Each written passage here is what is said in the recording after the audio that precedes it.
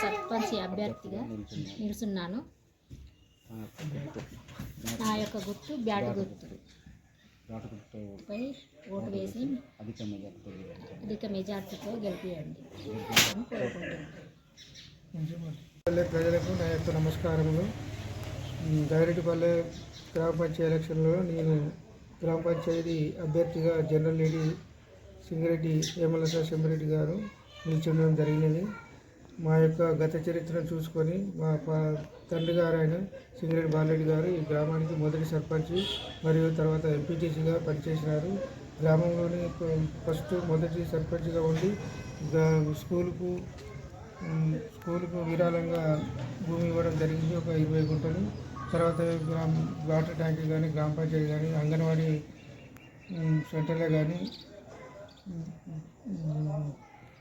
జరిగినది. అంతకన్నా ఎక్కువ ఇప్పుడు నేను గవర్నమెంట్ ఎంప్లాయీగా రిటైర్ అయ్యి ఇప్పుడు నాకు జనరల్ మైగా అవకాశం వచ్చినందున నేను పోటీ చేస్తూ నిస్వార్థంగా గ్రామ ప్రజలకు సేవ చేస్తామనే ఉద్దేశంతో నేను రాజకీయంలోకి వచ్చినాను.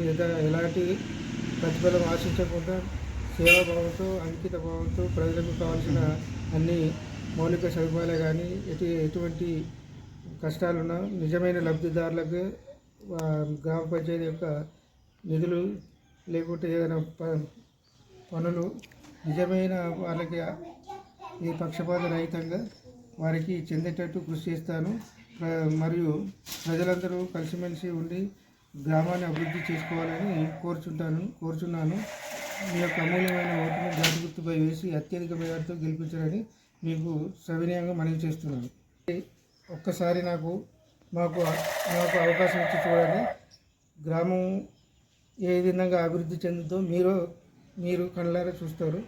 కావున దయచేసి మీ అమూల్యమైన ఓటు బ్యాట్ గుర్తుపై వేసి అత్యధిక మెజార్టీతో గెలిపించగలరని మిమ్మల్ని ప్రార్థిస్తున్నాను.